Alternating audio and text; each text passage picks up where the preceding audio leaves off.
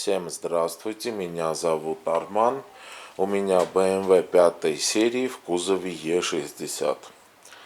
Сегодняшнее видео делаю, чтобы ответить на вопросы моих подписчиков, просто пользователей YouTube.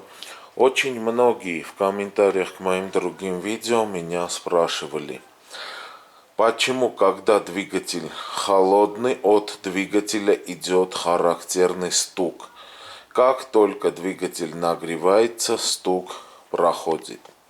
Смотрите, если в холодное время стук есть, и когда двигатель нагревается, стук проходит, это на 99% стук от гидротолкателей.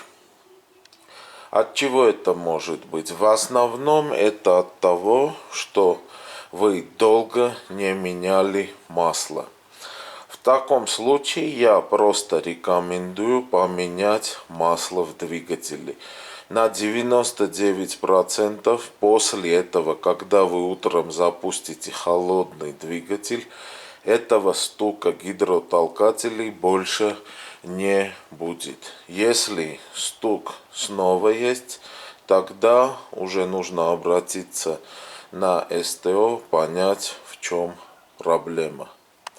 На этом это видео подходит к концу. Я с вами прощаюсь. С вами был Арман, канал Автовево. Всем пока, до новых встреч.